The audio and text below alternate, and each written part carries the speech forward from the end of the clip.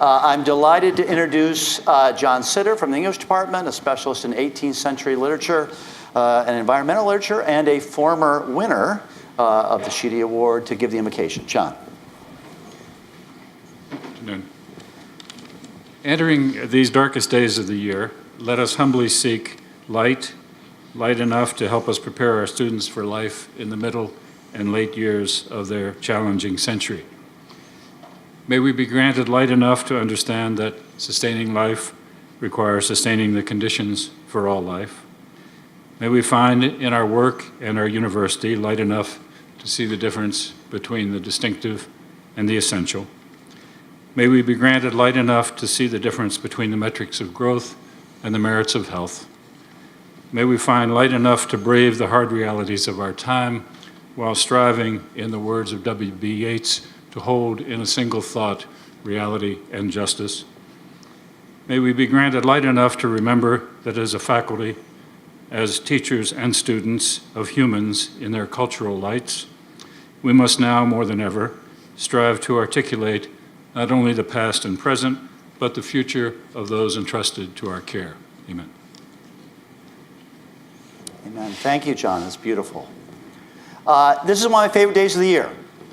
This is one of the rare occasions where we come together as a college faculty to talk about teaching. Teaching is at once a public and a private act. It's a public act in that you don't teach alone. You are with a group of students, and it's nerve-wracking and anxiety-producing, and you want to do well, and you want to do well on your CIFs, and you want your students to learn, and all of that is true. It's also a private act in that we don't talk enough about teaching. We don't visit each other's classes often enough outside of the tenure and renewal process. And yet it is the most important thing, perhaps the most enduring thing, along with our research that we do. So it really gives me great pleasure to take one day a year and talk about and celebrate teaching in the College of Arts and Letters. As you know, we have a fantastic winner this year of the Sheedy Award, the college's highest award for teaching, and that is Jessica Collett. To introduce her will be Maricel Moreno, a very distinguished scholar of Caribbean literature in our Department of Romance Languages, and last year's Sheedy Award winner. Before we get to Maricel and before we get to Jessica, I want to introduce Jessica's family. Where are they? Raising their hand. Omar Lizardo, who's known to many of you as a colleague in our Sociology department, and their son, Baden, I'm sorry, I said that wrong. So let's give a warm welcome to Omar and Baden.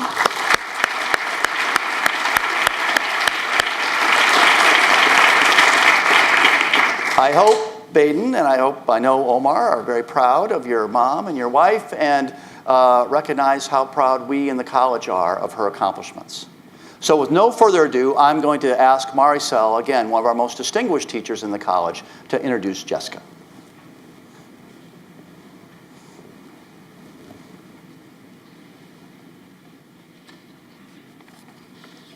Hello. Thank you, everyone, for being here for this great occasion. It is a great pleasure and honor to introduce to you this year's recipient of the Sheedy Excellence in Teaching Award, Jessica Collett. As you all know, this award is bestowed upon an outstanding College of Arts and Letters faculty member who has displayed excellence in research and instruction, and who motivates and enriches students.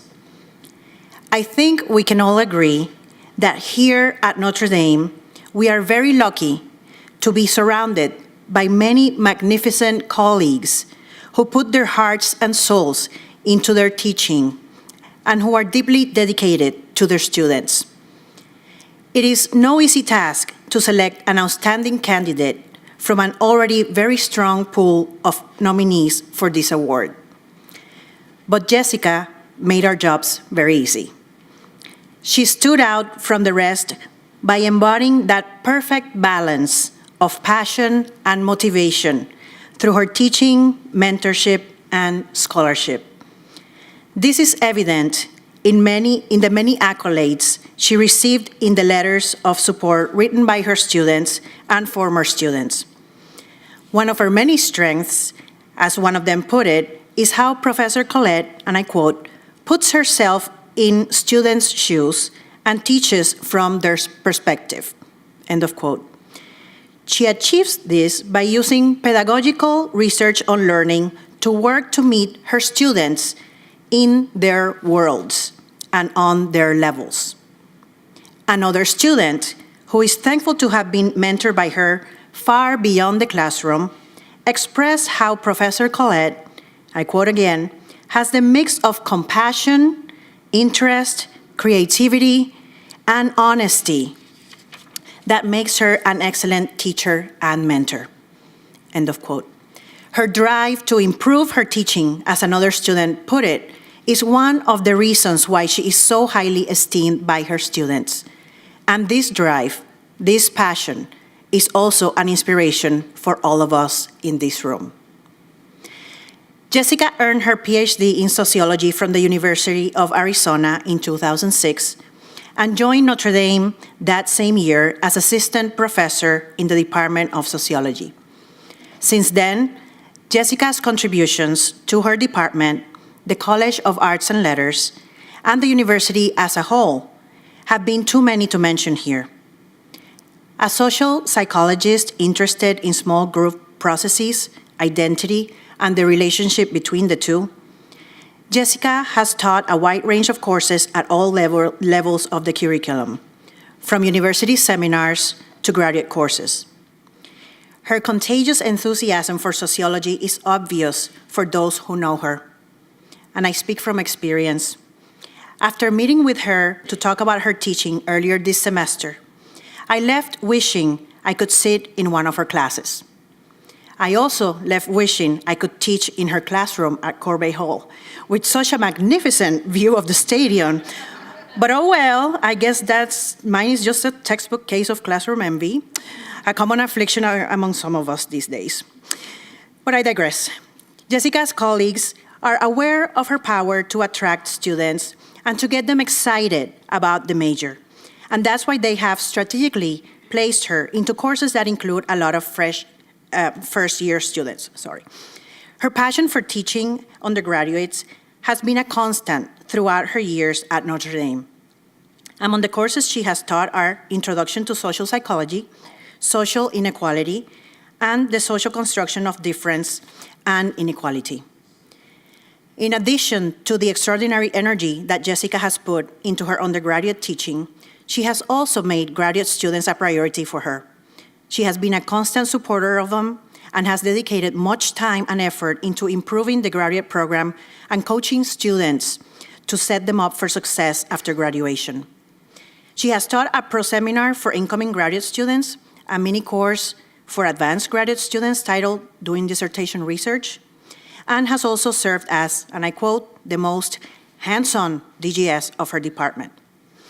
In addition to all of this, Jessica is a faculty fellow in the Kroc Institute for International Peace Studies, concurrent faculty in the Gender Studies program, and faculty affiliate in the Center for the Study of Religion and Society, the Globe's Graduate Training Program in Environment and Society, and the Poverty Studies Interdisciplinary Minor. She is a remarkably productive researcher with an extensive list of publications in the top journals in her field, including the American Journal of Sociology, Social Forces, and Social Science Research. I could go on and on highlighting Jessica's achievements as a teacher-scholar, but I won't because you're not here to listen to me. So I'll wrap it up. As I sat down to write this introduction, I kept thinking about how lucky I am to have met Jessica.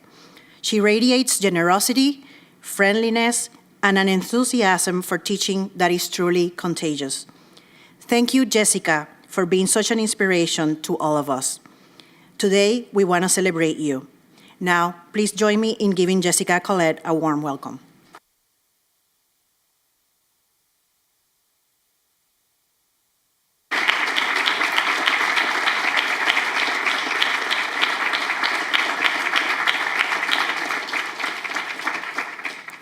Thank you, Maricel, for your kind words and your work on the selection committee, and for being such a great example of what it means to be a great teacher and colleague. And thanks to all of you for finding a time to come out during a very busy part of the semester, especially on such an awfully cold day. I really appreciate you being here. As a few of you know, one of my areas of interest is the imposter phenomenon. This phenomenon, or syndrome, also known as imposterism, is the nagging feeling that you're somehow not deserving of your successes or accolades. It is a fear, most common among high-achieving people, that their achievements are a result of luck or a mistake, and that someday they'll be discovered for the fraud they are. In my research, I look at where these feelings come from, why women, people of color, and first-generation college students are more likely to have them than others. I also look at how these fears affect aspirations, ambitions, and experiences in college or academia. As a result, I always thought of imposter feelings as tied to intelligence. Am I actually as smart as others think I am? Am I really good enough at math to study engineering? Do I have the brains to work at a top research institution? On the day I won this award, however, I turned to my husband, Omar, who is here today, as John pointed out, and I said, now I realize you can feel like an imposter for succeeding in the classroom, too. It's as if nowhere is safe. One critique of imposterism, though, is that it discounts the perceptions of anyone who does find you deserving. Discounting anyone is the last thing I'd like to do, so my goal here today is to do my students and colleagues proud. I'm going to try to give you a glimpse of what they see in me and why I am accepting this award today. I'm also going to remind myself of something that I tell my students, and that is that feeling like an imposter often has little correlation with actually being one. Like other Sheedy winners, I hope to give you something today that you might take with you, what I call the Sheedy shtick. But first, I want to take a moment to say thank you. I want to thank my colleagues and my friends in sociology and beyond, so many of whom are here today and others who emailed because they couldn't make it. Over coffee and lunches and cocktails in dining rooms and dining halls, on social media and in meetings and in candidate dinners, lots of candidate dinners, you have been models and confidants and cheerleaders, offering me a beautiful balance of warmth and insight, and I appreciate everything that you have given to me and continue to give to me. I'm particularly grateful to Rory McVeigh, my former chair, who has believed in me and my teaching since I arrived on campus. He told me I would win this award one day, and he was right, which he often is. He and Sarah Mastillo, my current chair, have tirelessly supported me, and I'm sure that they both played a large role in me being here today. Of course, they could not have done that alone, so I also want to express my gratitude to the students and colleagues who wrote in support of my nomination. I wish that more could be here today with us. I also want to thank John McGreevy and Joanne Delaneva and Asaka Joshua from the Dean's Office that supports this award. Although this presentation has caused me a bit of stress, to be part of a college that devotes a meeting to a teaching award is really special. Thank you. And finally, I want to thank my family, including Omar, who was mentioned earlier, but also my parents, who stole a poster from the wall while they were here for Thanksgiving. And my son, Baden. It is so special to have you here today, Baden. As any of my students would attest, Baden is a huge part of who I am as a teacher.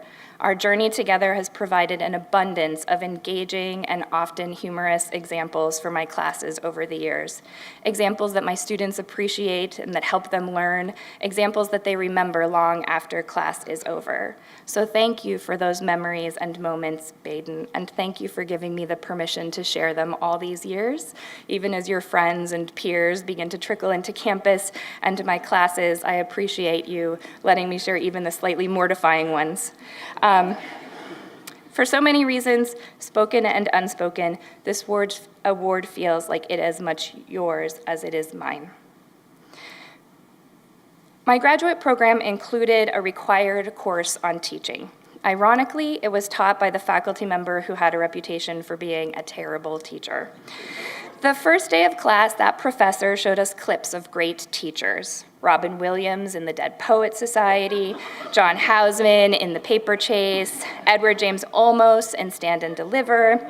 The professor then asked us to discuss their pedagogical approaches. What made them such great teachers, he asked. We probably talked about their energy and their ability to command attention or to reach students. Honestly, I don't remember much of the specifics of our conversation, but I will tell you one thing I do remember.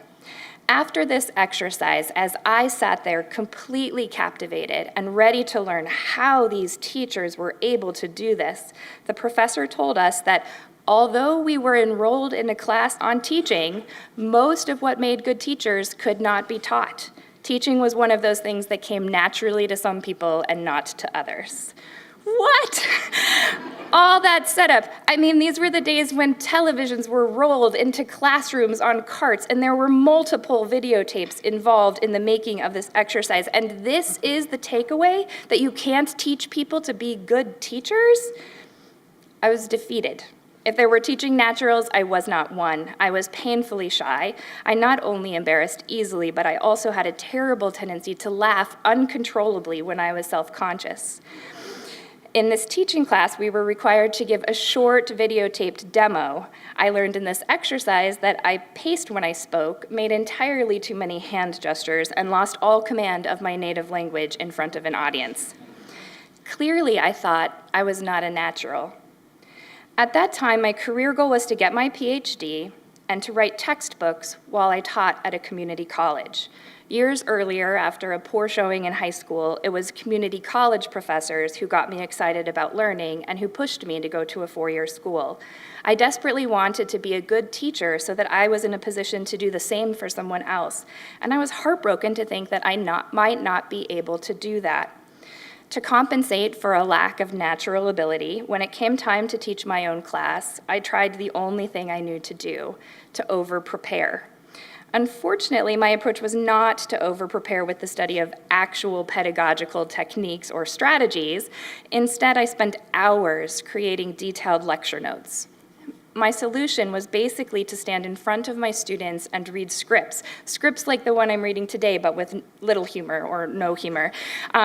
These scripts were 99% sociological concepts and definitions and heavily stressed quantity over quality. I also intentionally peppered those lectures with words I didn't use in my everyday life, things that I thought sounded intelligent or professorial. Words you might read in one of those words of the day calendars to make you sound smart. I thought that if I acted like a professor, or actually if I acted how I thought that a professor acted, if I did that, my students would come to see me as one, and I would learn and would learn from me. I wouldn't say that I failed miserably, but I certainly failed. I also wore myself out. Acting like someone you are not is exhausting. Plus, teaching was taking up more time and energy than I was supposed to give it as a graduate student. If I wanted a job, something needed to change. I decided to try something a little different. I decided to be myself. Instead of focusing on natural abilities that I had or didn't have, I capitalized on what came naturally to me, playing to my strengths. It was a gradual transition and honestly one that I am still making today, but it was a move towards something more authentic. The turning point for me was actually when I first taught a course very similar to the one that I teach most often here, Introduction to Social Psychology. This course is a general overview about how we become who we are, the genesis of self, and how that self engages with the world. Everything from self-presentation and impression management, to perception and cognition, to our experiences in groups and relationships. This class was not only directly in my wheelhouse, as that's my area of research, social psychology, but it was also a similar class that led me to graduate school in the first place. At Winthrop, a small teachers' college in South Carolina, the class I took was called Socialization. There might have been 8 or 10 of us in the class. There was a textbook. I brought it here today to show you. The professor, my undergraduate mentor, would go through the concepts from the book during class, and each day, what now feels like entirely too often, I would try to make the concepts come alive by sharing examples, some from my life, some from movies or books or television, some purely fiction.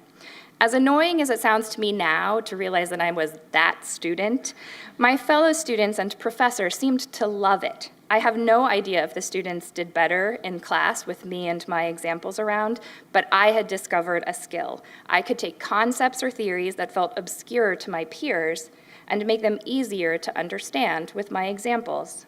I actually remember an example that I brought to that class 20 years ago. In fact, I still use it in my own teaching today, so I thought I would bring it to share with you. First, you need an intro, though. Early on in any sociological social psychology course, students are introduced to symbolic interaction. Now, this is something that I spend at least a day on, and we're only going to take a minute here, so bear with me, but symbolic interaction is a theoretical perspective. It's a paradigm focused on the creation of meaning, specifically shared meaning, and its centrality to social life. Meaning is important as it shapes how we interact with the world around us. For example, you might be keeping a few roughly 2.5 by 6 inch pieces of textile in your wallet. These objects mean something to you, and you hope they mean something similar to the person you try to give them to in exchange for a good or a service. But the meaning of those bills is not innate, and you are not born seeing them the way that you do now. We learn the meaning of objects, including ourselves, as we too are objects, in interaction. As a result, meanings can shift and change, thus changing our experience and our understanding of the world. What is significant, really, especially given the social roots of meaning, is the amount of shared meaning in the worlds that we inhabit. To summarize, we act towards things on the basis of meanings. Those meanings are derived from interaction, and therefore the meaning of things can either be reinforced or changed as the result of interaction. Okay. So one Sunday morning in 1997, I was reading the newspaper. Having just learned about symbolic interaction in my social psychology class, I was struck by this Calvin and Hobbes comic strip. For those unfamiliar with the strip, Calvin is a young boy, and Hobbes is a tiger, and Calvin's imaginary friend. Here Calvin asks Hobbes, "What's it like to fall in love?" And Hobbes says, "Well, say the object of your affection walks by." "Yeah?" "First, your heart falls into your stomach and splashes your innards. All the moisture makes you sweat profusely. This condensation short circuits to your brain, and you get all woozy. When your brain burns out altogether, your mouth disengages and you babble like a cretin until she leaves." Calvin says, "That's love?" And Hobbes says, "Medically speaking." And Calvin says, "Heck, that happened to me once, but I figured it was cooties." These physiological reactions that Calvin describes, reactions that he interpreted as cooties, these same physiological experiences came to be understood as love by interacting with Hobbes. Calvin's interpretation of those reactions, his ideas about cooties and about love, changed as a result of this interaction. Now, I didn't know it at the time, but the idea of the importance of others in our interpretation of physiological sensations wasn't new. In the early 1950s, a symbolic interactionist named Howard Becker actually wrote a paper on marijuana users and how a key part of becoming a regular marijuana user is learning to interpret the exact same physiological reactions that some categorize as the bad side of a marijuana high as part of the pleasurable effects of smoking marijuana. And as Becker finds, an experienced user, perhaps like Hobbes in this strip, is key in that interpretation process. The experienced marijuana user walks the new user through the drug's effects, teaching them to recognize them and to interpret them as enjoyable. Oops. We'll leave it here for a second. Pivoting back to graduate school, when I started teaching social psychology there, I channeled my undergraduate self. Rather than lecturing from dry, detailed notes, I tried to teach the material using rich, relevant examples. It was in this spirit that I started having my students play games like Chutes and Ladders and Old Maid to better understand childhood socialization and the way that we learn gender roles and stereotypes. It was also when I began hosting mocktail parties for my students. Students would bring their own non-alcoholic beverages. I would bring Krispy Kreme donuts, and students would mill around and chat with one another about their spring break plans or what they did last weekend. These parties were different than most parties in two ways. One, they took place in a classroom, although this semester my class was lucky enough that their classroom was the ballroom on the 7th floor of Corbett, which is a nice place to have a mocktail party. And two, I got to attach labels to students' foreheads before the party, not quite like this, but you get the idea. These labels are guides for how others might treat students, labels that only those others could see, but that the students wearing them would soon learn could affect them all the same. I soon realized that it wasn't enough to simply teach with examples. I became a social psychologist by making those connections myself, by finding those examples, and I wanted my students to feel like social psychologists too. Learning that Howie Becker had already explored the various meanings attached to physiological responses didn't dishearten me, it encouraged me. To think that I, as a social psychological novice, had a hint of an idea that a famous sociologist did made me feel empowered, like I could do sociology too. To cultivate a similar efficacy in my students, I began to incorporate assignments that encouraged them to discover their own connections to concepts and theories, what I call examples from everyday life. These assignments have taken various forms over the years. I've had students do short in-class presentations of examples. I've created class blogs where students posted a certain number of examples that they saw in their day-to-day life. This semester, to encourage students to find examples outside the Notre Dame undergraduate on-campus experience, students are posting media examples with a link or a clip for others to see to experience the example. Students like these assignments for the reasons I anticipated. They help students see the relevance of social psychology in the world around them. They hone students' ability to use social psychology as a tool to better understand that world. The students have also found that reviewing other people's examples from everyday life is a really effective way to study for exams or other assignments. I like these assignments because they give me fodder to incorporate in future semesters. When a student introduces me to a clip of a contemporary television show, or at least what all of the students are watching on Netflix, I can use it to replace a more outdated example in my repertoire. Some of my paper assignments ask for examples as well. For example, just last week in my intro class, students were asked to use what they had learned in a section on attraction and relationships to reflect on one of their past or present relationships. How does the social psychology fit? How does it not? What do they see differently about their relationship now that they're equipped with social psychological tools? And how might the relationship help them see social psychology differently? I call these assignments reflections, and I hope that in writing them, students move beyond simply demonstrating that they can understand or apply the material. I push them to show that they can reflect on it, sometimes through analysis or evaluation, other times through creative connections to their life or other concepts we've covered. I often teach large classes, and reading these reflections gives me a sense of who my students are, what they're wrestling with, what they enjoy doing, what they're excited about or afraid of. Dan Myers, my chair when I joined Notre Dame's department and a former recipient of this award, taught me that knowing my students would make me a better teacher. In fact, when Dan hired me, he gave me a stack of books. What the Best College Teachers Do, Advice for New Faculty Members, and Domers. This last one, A Journalist's Account of a Year at Notre Dame, was invaluable. Dan gave it to new faculty members to introduce us to the university's culture in order to help us connect with our students. Over the years, examples from everyday life and reflections have served to update and enhance the picture that Domers provided. Reactions to my pedagogical approach vary. Many are positive, with colleagues telling me how lucky I am to teach a class that translates into these real-world examples, although I would argue that many could with some thought. If you do a Google search for examples from everyday life, you get lots of chemistry assignments, actually. But others see my emphasis on applications or examples as trite. By asking students to think about connections to their own lives and their own worlds, critics argue that I'm feeding into students' narcissistic tendencies rather than opening them up to diverse perspectives. I understand this opinion, but I disagree. And to make this point, I want to briefly diverge from the teaching I do on campus to teaching that I do in another setting. St. Joseph County's CASA program.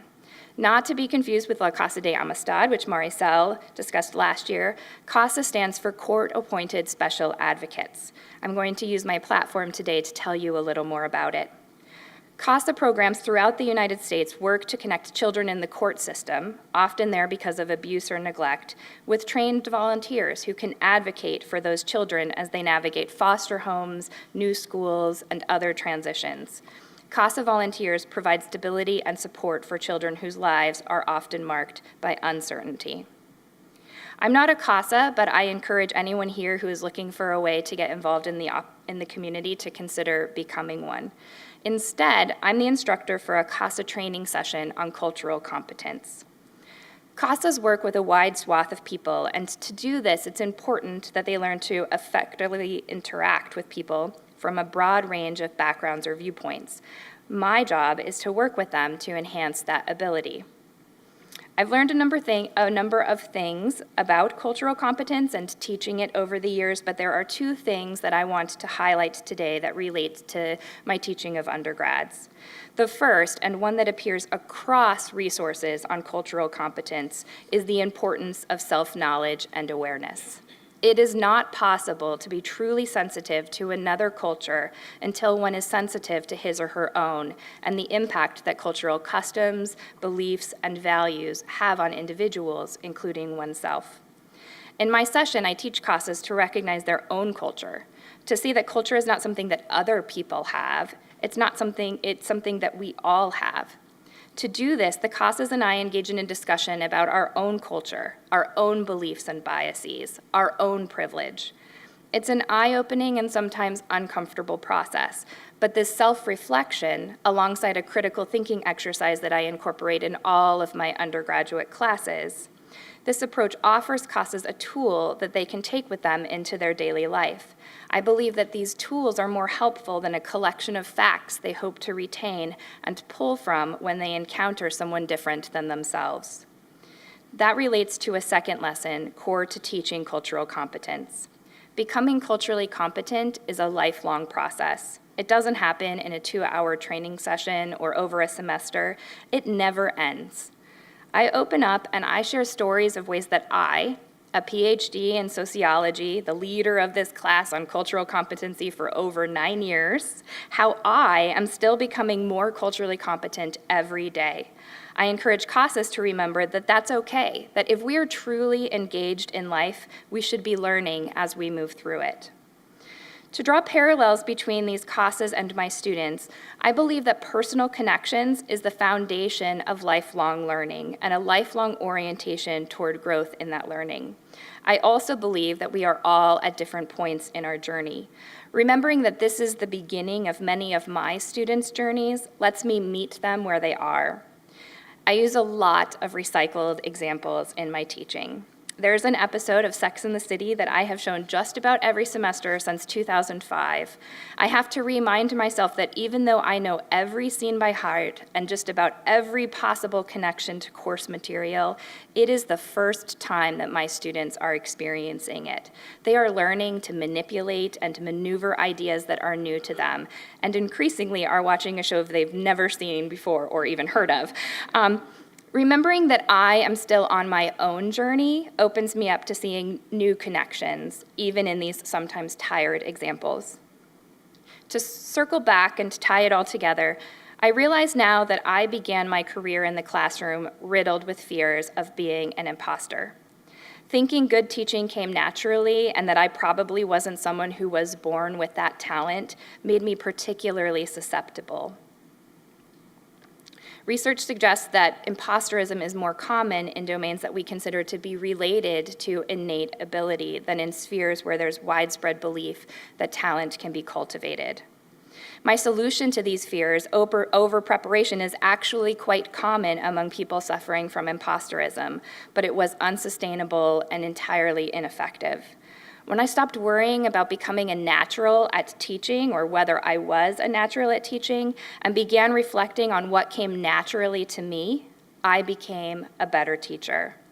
Making a personal connection to teaching, like the personal connections that I have my students make to course material or the CASAs make to their culture, was an effective way to capitalize on my strengths. sharing examples from my own life, many from watching Baden become a social being, let me support my identities as a mother and a teacher simultaneously, ultimately fostering a holistic and authentic presence in the classroom, a presence that my students can see. At first, these examples helped me teach. Soon, they helped my students learn. A few years ago, they began reaching others outside my classes when I was recruited to be a co-author on the 8th edition of the same book that sparked my interest in social psychology in the first place. I made sure to include lots of examples in that edition. And today I hope sharing these examples and my ongoing journey to teach authentically, to teach personally, gives you something to take with you, whether for yourself or to help another earlier in their teaching or research career. I'm about to wrap this up, but I have one more thing to say. I came to Notre Dame 11 years ago, straight out of graduate school. Like many first-time faculty members, I didn't have a clue. I didn't realize how much I would miss my graduate school friends and mentors. I had no idea what the daily life of a tenure-track faculty member was, especially all of the meetings. I never considered that the winter coat in Arizona might not get me through my first October in Indiana. Lucky for me, though, I happened to land in this wonderful place that is Notre Dame, a community that welcomed me and encouraged me, a community that accepted me as I was and never said anything about me showing Sex and the City in my classes, a community that offered me so many opportunities to grow and learn, a community chock full of wonderful people. I am so grateful to everyone who makes this Notre Dame community what it is. I share this award with all of you, as I would not be the teacher I am if I was not in your midst. Thank you for everything.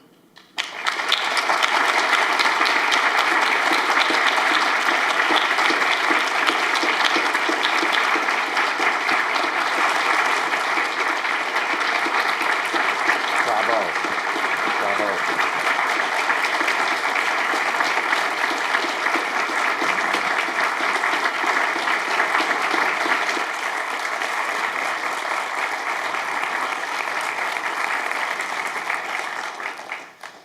What a wonderful address. I think everyone in this room agrees with me. We'd like to enroll in Jessica's class next semester. Magnificent. We have a gift for you. Part 1, a check. Don't lose that. Okay. Part 2, a plaque. That's for your office. Okay. And part 3, we usually do a gift at this occasion. A person I will not name called Omar and said, what kind of gift should we get Jessica? And I am told he responded, Jessica doesn't like gifts. Interesting, social, psychological, interesting. But then, after some discussion and back and forth, it was decided that the perfect gift for someone who doesn't like gifts is a day at a day spa. So Jessica, our gift to you as a day at a day spa.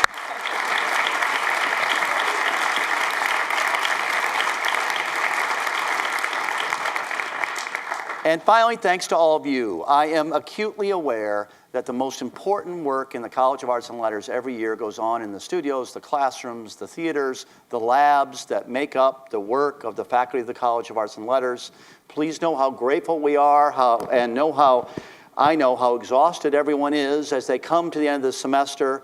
Please join us in a moment for a reception, and know that you go with you all best wishes for a happy holiday and a Merry Christmas. Thank you.